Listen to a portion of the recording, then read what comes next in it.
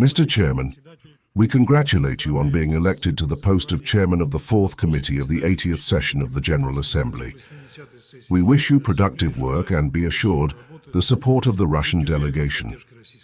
I am grateful for the organization of the debate on the new agenda item on the eradication of colonialism in all its forms and manifestations, which became possible thanks to the adoption of the unanimous resolution 79-115 on the initiative of the Group of Friends in Defense of the UN Charter, which we fully support.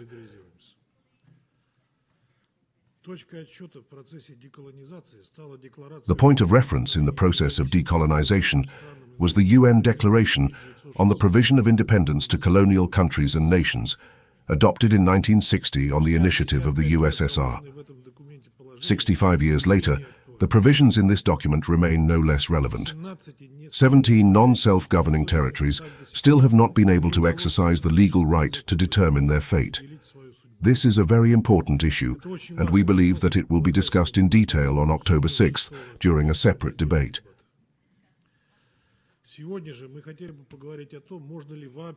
Today, we would like to talk about whether it is possible to talk at all about the true eradication of colonialism and what to do with its modern forms and manifestations. Over the past decade, thanks to the rise of national liberation movements, dozens of countries in Asia, Africa, and Latin America have freed themselves from colonial ways and achieved independence. But have they all really become free?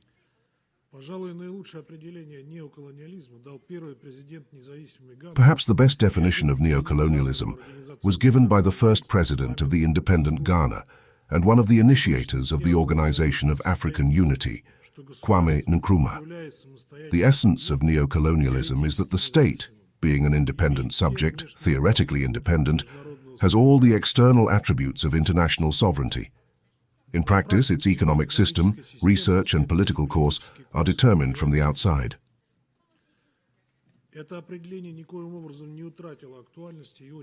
This definition has not lost its relevance and very accurately conveys the essence of this phenomenon. The former metropolises, using a wide arsenal of military, political, financial, economic, and cultural and ideological means, continued to exploit their former colonies. A significant part of the functions of the former colonial states were taken over by powerful transnational corporations.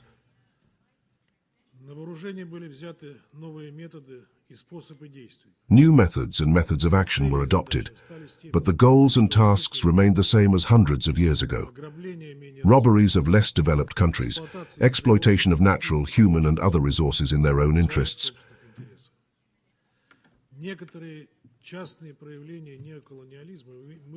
We see some private manifestations of neocolonialism at the UN. Take at least the preservation of such a tool as the informal curatorship of the dossier in the UN Security Council, which is concentrated in the hands of 3 Western members of the Council. But what can the countries of the Global South, which have an advantage both in population and in the number of votes in the UN, do to oppose a narrow group of states that continue neo-colonial practices by the principle of division of power?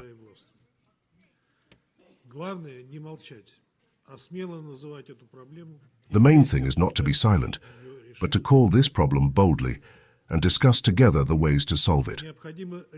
Discussions on anti-colonial issues at the UN are necessary to be reanimated thanks to such initiatives as the GDU Resolution 79-115 and the General Assembly Resolution on the announcement of the International Day Against Colonialism in all its forms and manifestations.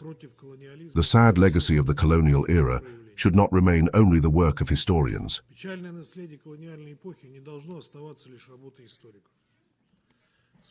It is necessary to strive for justice from the former metropolises. In this context, we note the efforts of the Afro-Union, which in 2025 declared the Year of Justice for Africans and African-born persons through reparations, as well as the joint initiative of the Afro-Union and CARICOM on the creation of the African Fund for Reparations, and the International Expert Group on the development of instrumental mechanisms for the reparation of damage, including slave trade, colonialism, apartheid, and genocide. We call on the Secretariat to develop and implement an information and educational program on the preservation of the memory of colonialism, its root causes and consequences in accordance with the Resolution 79-115.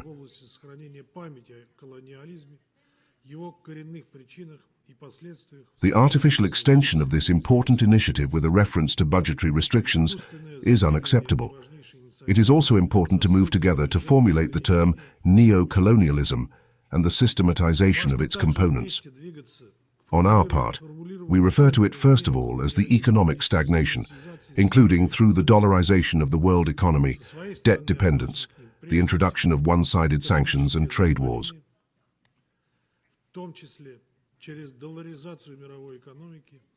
This is also military political pressure, interference in the electoral processes, and the support of color revolutions. Moreover, most often this is done under the guise of caring for human rights or adhering to the so-called order of peace based on the rule of law.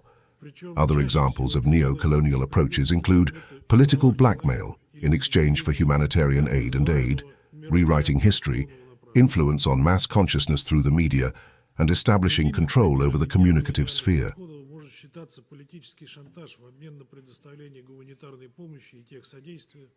In order to counter neo-colonial practices, it is necessary to cooperate not only at the state level, but also with the parties and social movements of the peoples themselves. In Russia in 2024, an informal association of political parties and social forces for the freedom of nations was established. Its members from more than 50 countries oppose the implementation of the former metropolises of domination, which leads to the undermining of the sovereignty of independent countries.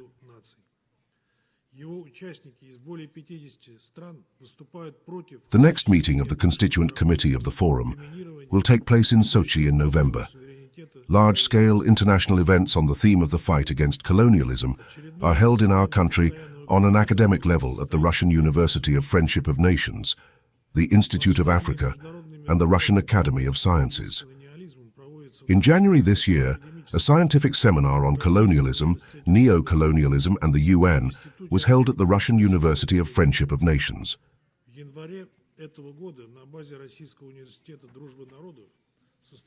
A monograph and a report on this topic, with the participation of historians and researchers from the countries of the Global South, are planned to be published. We know that many of our partners also hold such events and initiatives.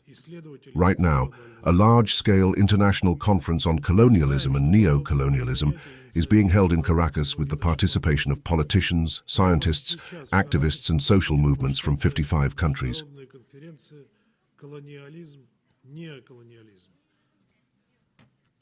In a broader sense, all countries which are not ready to accept the consequences of colonialism and neo-colonialism should join efforts to build a multipolar world in which there is no place for the dictatorship of any one country or group of countries. As an alternative, it is necessary to build equal and mutually beneficial relations, excluding any interference from outside. It is on this basis that such associations as BRICS and SHOWS were created.